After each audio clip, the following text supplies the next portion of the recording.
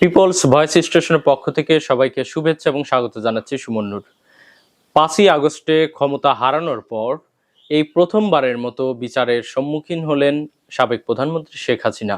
ছাত্র জনতার গণঅভ্যুত্থানের পর এই প্রথমবারের মতো সাবেক প্রধানমন্ত্রী শেখ হাসিনাকে দণ্ডাদেশ প্রদান করেছে আদালত।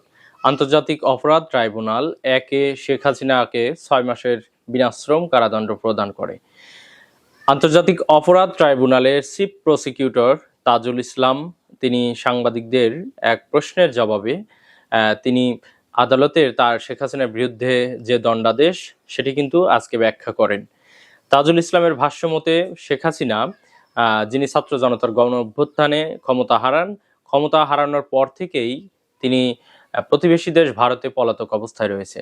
ছাত্র জনতার অভ্যুত্থানের পর শেখ হাসিনার এবং গাইবান্ধা গোবিন্দগঞ্জের শাকিল আকন্দ বুলবুল তাদের দুজনের মধ্যে একটি ফোন কনভারসেশন যেটি সোশ্যাল মিডিয়ায় ছড়িয়ে পড়ে, যেখানে শেখ হাসিনা বলেছেন যে তিনি 226 জনকে হত্যা করার লাইসেন্স পেয়েছেন। তার এই বক্তব্যটি সামাজিক যোগাযোগ মাধ্যমে ব্যাপকভাবে আলোচিত হয়। এরপরই আদালতে প্রসিকিউশন মামলা দায়ের করেন আন্তর্জাতিক অপরাধ ট্রাইব্যুনালে, যেটি আদালত অবমাননাযোগ্য অপরাধ।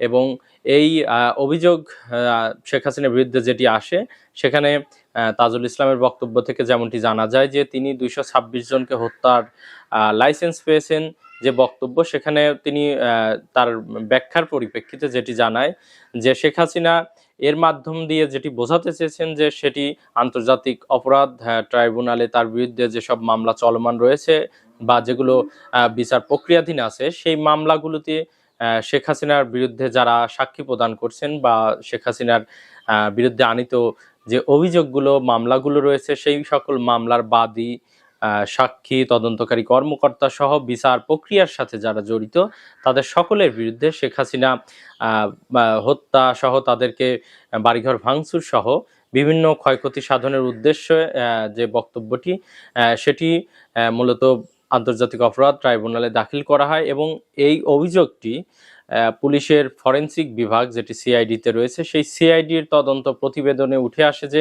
শেখ হাসিনা এবং গাইবান্ধার গোবিন্দগঞ্জের শাকিল আকন্দ বুলবুল, যিনি শাকিল আহমেদ নামে পরিচিত, এই দুইজনের যে কনভারসেশন ছিল, ফোন কনভারসেশন, সেটি প্রকৃত সংলাপ এবং এটি এআই জেনারেটেড না।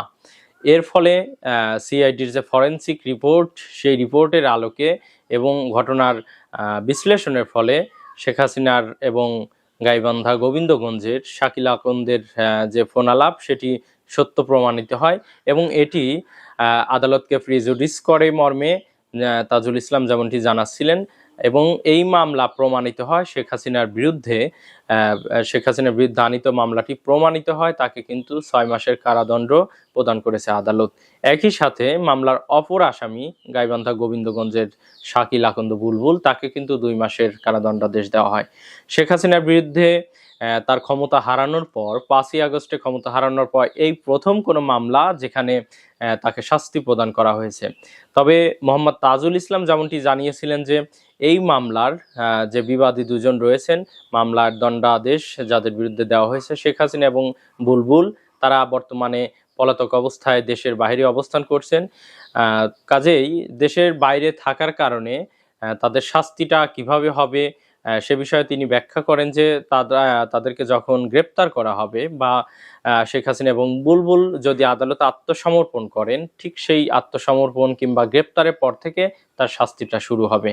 শেখ হাসিনার বিরুদ্ধে 5ই আগস্টে ছাত্র জনতার যে অভ্যুত্থান বা ছাত্র জনতার আন্দোলনের ফলে শেখ হাসিনা বাংলাদেশ থেকে পালিয়ে প্রতিবেশী দেশ ভারতে আশ্রয় নেন এবং তারপর থেকেই গত 15 বছরে শেখ হাসিনার শাসনামলে তার বিরুদ্ধে বিরোধী নেতাকর্মী, বিএনপি, জামাত সহ অন্যান্য যে বিরোধী মত রয়েছে তাদেরকে দমন, নিপীড়ন, নির্যাতনের অসংখ্য অভিযোগ রয়েছে এবং তার বিরুদ্ধে অসংখ্য মামলা বর্তমানে আদালতে কিন্তু চলমান রয়েছে। যেই মামলা কার্যক্রমগুলো এখনো বিচার প্রক্রিয়া শেষ হয়নি বা এখনো তদন্ত অনেকগুলো শেষ হয়নি, তবে এই প্রথমবারের কোনো মামলা যেখানে শেখ হাসিনা এবং শাকিল আকন্দ বুলবুল তাদের বিরুদ্ধে কিন্তু যেটি প্রমাণিত হওয়ার পর শেখ হাসিনার নামে 6 মাসের কারাদণ্ডাদেশ এবং শাকিল আকন্দ বুলবুলের নামে 2 মাসের কারাদণ্ডাদেশ কিন্তু আদালত যেটি তাদের বিরুদ্ধে রায় প্রদান করেছেন।